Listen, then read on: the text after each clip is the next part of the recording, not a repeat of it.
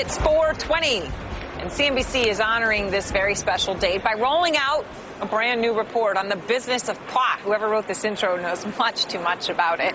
CNBC's Trish Regan has the scoop on pot. Hey, Trish. Well, you know, the way you rolled off 420 off your tongue, Aaron, let's just back up real quick and let our viewers know, because not everybody knows what 420 is.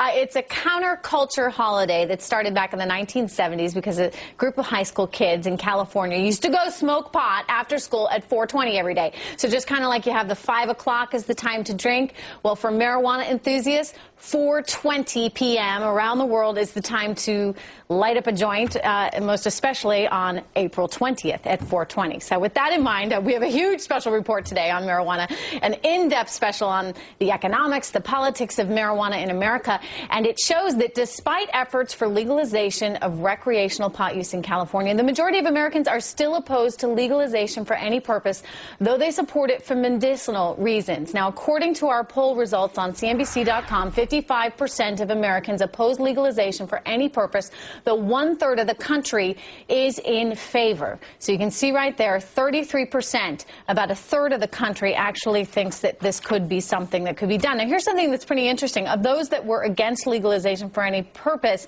some softened when they considered taxing it. In fact, 14% of them turned their vote in favor, provided the tax revenue would go to state programs and services. So it's showing you here that economic incentives here do matter a little bit anyway. Moving on, we want to talk about whether or not it was legalized, were to be legalized. Most that were polled believe state governments should tax the sale of it. By how much is up for debate. Over 1/3 said a 5% tax would be too low. Almost half say 25% is too high. Of course, economists say, you know, you've got to get the tax rate just right, because otherwise you would drive production back underground if those taxes were too high. And as for who should sell pot if it's actually made legal, this is interesting. Our poll found Americans want to keep pot private. More than half of those surveyed say they would prefer marijuana to be sold by a private business.